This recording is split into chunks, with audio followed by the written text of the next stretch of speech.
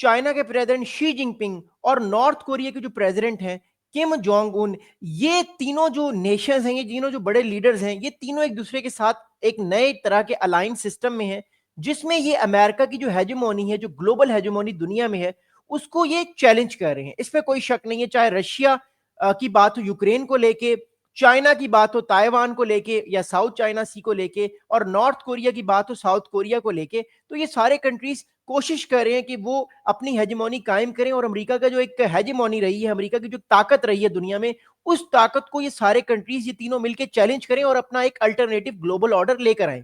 इस चीज को देखते हुए अमेरिका के प्रेसिडेंट डोनाल्ड ट्रंप ने रिसेंटली दो बड़ी अहम चीजें की हैं। अमेरिका के सदर डोनाल्ड ट्रंप ने पहली अहम चीज क्या की है? पहली अहम चीज उन्होंने ये की है कि उन्होंने दुनिया को यह बताया है कि अमेरिका का जो डिपार्टमेंट ऑफ डिफेंस है, जो डिफेंस का डिपार्टमेंट है, उसका नाम उन्होंने चेंज करके डिपार्टमेंट ऑफ वॉर कर दिया है। इसका मतलब यह है कि अब दो चीजें हमें नजर आएंगी।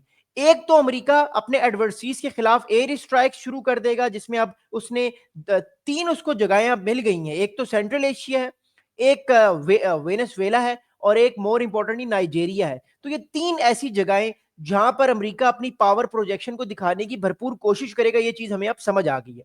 अगली बात मैं आपको बताता हूं। अगली बात यह है कि अमेरिका यह भी फैसला कर चुका है कि वो अब अपनी nuclear testing, missile testing, ICBM testing, cruise missiles की टेस्टिंग बढ़ा देगा। उसकी सबसे बड़ी वजह मैं आपको बता चुका हूं। Kim Jong Un, Xi Jinping और प्रेसिडेंट पुतिन का जो एक अलायंस सिस्टम है, जो इनका आपस में एक स्ट्रेंथ है, आपस में इनकी दोस्ती है, ये बड़ा इंपॉर्टेंट मामला है। अगली बात मैं आपको बताता हूं।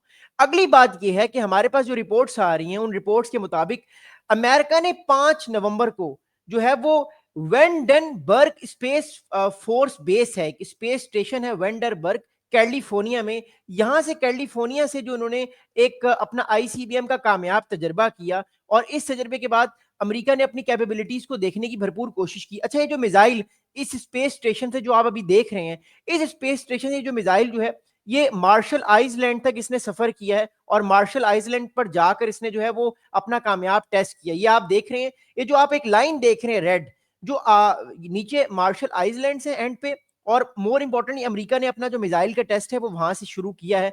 इस मिसाइल की जो रेंज है वो 6 से 8 हजार जो माइल्स है वो है, यानी ये पूरी दुनिया पे कहीं पे भी अटैक कर सकता है। लेकिन मोर इंपॉर्टेंटली अमेरिका ने इस मिसाइल को जो टेस्ट किया है, इस टेस्टिंग के बाद इस मिसाइल के अंदर हमारे पास जो इंफॉर्मेशन आ रही है उसके मुताबिक कोई न्यूक्लियर मवाद या कोई इवन वॉर हेड नहीं था। इन्होंने सिर्फ ये मिसाइल फेंक के चेक किया है अमेरिका की रेडीनेस को, कि कल को अगर अमेरिका पे कोई अटैक होता है तो अमेरिका कैसे उसको हैंडल कर सकता है।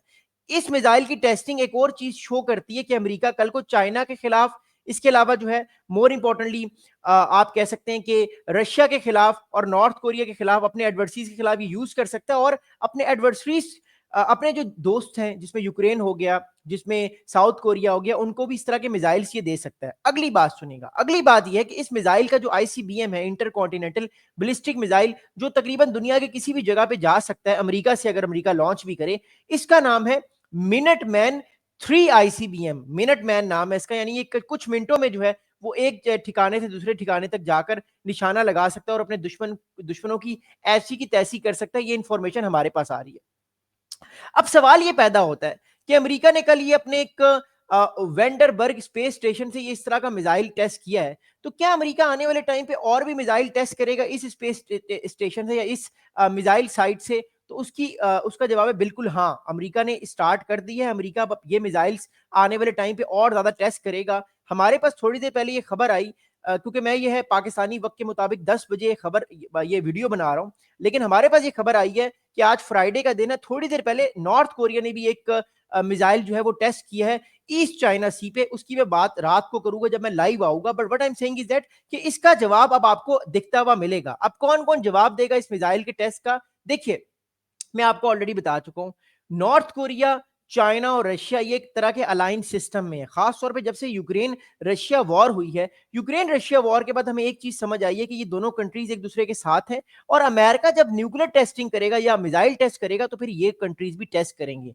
नॉर्थ कोरिया तो पहले भी करता आ रहा है, चाइना भी आपको करता हुआ दिखेगा, एंड मोर इंपॉर्टेंटली रशिया भी आपको करता हुआ दिखेगा। अच्छा, अमेरिका ये करना क्यों चाह रहा है उसकी मैं आपको वजह बता दूं। देखिए, रशिया, चाइना और नॉर्थ कोरिया तो ये टेस्टिंग काफी अरसे से कर रहे थे। अमेरिका रुका हुआ था बिकॉज अमेरिका नहीं चाहता था कि वो अपनी पावर प्रोजेक्शन दिखाए, बिकॉज अमेरिका को ये लग रहा था कि वो दुनिया का हेजेमॉन है, वो जो भी चाहे दुनिया में कर सकता है, वो अनचैलेंजेबल है। लेकिन 2025 में हमें ऐसा दिखता हुआ नहीं नजर आ रहा। उसकी बड़ी वजह यह है कि अमेरिका को सबसे बड़ा जो चैलेंज है इस टाइम दुनिया में, सबसे बड़ा चैलेंज अमेरिका को इस टाइम चाइना दे रहा है, सबसे बड़ा चैलेंज अमेरिका को इस टाइम रशिया दे रहा है, और अमेरिका अपनी बात मनोवन तस्लीम नहीं करवा रहा जो एक टाइम पे वो करवा सकता था। हम 2015 में नहीं रह रहे, हम 2025 में रह रहे हैं। यहाँ पे अमेरिका सैंक्शंस भी अगर अपने एडवर्सरीज पे लगाता है तो वो कहीं ना कहीं सैंक्शंस बैकफायर हो जाती हैं, बिकॉज चाइना इकोनॉमिकली ताकतवर हो रहा है, रशिया जो है वो मिलिटरीली ताकतवर हो रहा है, और रशिया बुली कर रहा है पूरे नेटो को, और चाइना बुली कर सकता है या चाइना पावर प्रोजेक्शन शो कर सकता है इंडो पैसिफिक में, जो इस टाइम वो कर रहा है। So that's why I am saying again and again कि इस तरह की टेस्टिंग आपको आने वाले टाइम पे और ज्यादा मिलेगी। रशिया, अमेरिका जो है मार्शल आइलैंड्स पे ये टेस्ट कर रहा है, मतलब मार्शल आइलैंड्स तक ये अपने मिसाइल्स फेंक रहा है, कल को ये मिसाइल्स किसी और जगह से भी फेंकेगा, नेटो भी मिसाइल्स की टेस्टिंग करेगा, और हमें एक new era of arms race नजर आ रही है। ऑलरेडी आर्म रेस तो चल रही है, बट ये नई नेक्स्ट लेवल की आर्म्स रेस होगी। और मैं आपको एक बड़ी आर्म बताऊं, इंपॉर्टेंट बात, जो न्यूक्लियर वेपन्स अमेरिका ने मॉरिटोरियम लगाया हुआ था कि वो नहीं बढ़ाएगा, और रशिया ने, अब ये खाता खत्म हो गया है। चाइना भी अपने न्यूक्लियर आर्सनल्स बढ़ाएगा, अमेरिका भी बढ़ाएगा, और ये सारे जो छोटे छोटे कंट्रीज हैं ये भी सारे बढ़ाएंगे। चाइना को देके भारत भी अपने न्यूक्लियर आर्सनल्स बढ़ाएगा, फिर पाकिस्तान भी बढ़ाएगा, नॉर्थ कोरिया भी बढ़ाएगा, इसराइल भी बढ़ाएगा नो डाउट, और रशिया तो बढ़ाएगा ही बढ़ाएगा। तो ये आपको आने वाले टाइम पे ये आर्म रेस कम न्यूक्लियर रेस ज्यादा नजर आएगी। हर कंट्री दोबारा से कोशिश करेगा कि वो अपनी न्यूक्लियर टेस्टिंग करके दुनिया को बताए कि वो कितना ताकतवर है। हम दोबारा से 1916, 1917 और 1980 के दौर में जा रहे हैं, जब सोवियत यूनियन और अमेरिका पावर प्रोजेक्शन करने के तौर पे अपने न्यूक्लियर टेस्ट करते थे। अब रशिया भी इस गेम में आ गया है, चाइना भी इस गेम में आ गया, अमेरिका भी इस गेम में आ गया, और ये गेम आपको नेक्स्ट लेवल पर जाती हुई नजर आ रही है। बट ये वक्त बताएगा कि इस गेम में कौन कामयाब होता है। फिलहाल जो हमें ट्रायोका नजर आ रहा है, नॉर्थ कोरिया का, चाइना का और रशिया का, ये ट्रायोका अमेरिका के लिए बड़ा चैलेंज का बाइस है। हालांकि अमेरिका भी बहुत ताकतवर है, इसमें कोई शक नहीं है, लेकिन अमेरिका के लिए बड़ा जरूरी है कि इस ट्रायोको को के खिलाफ अपने एलाइज को ताकतवर किया जाए। चाहे बात हो नॉर्थ कोरिया की, तो अमेरिका कोशिश कर रहा है कि साउथ कोरिया को पावरफुल किया जाए, चाहे बात हो चाइना की, तो अमेरिका कोशिश कर रहा है कि इंडो पैसिफिक में भारत को, फिलीपींस को, जापान को स्ट्रॉन्ग किया जाए, तगड़ा किया जाए, ताकि कल को वो जो चाइना की राइजिंग पावर है उसको चैलेंज को सामना कर सकें, और उसकी चैलेंज के खिलाफ सही तरीके से बात कर सकें।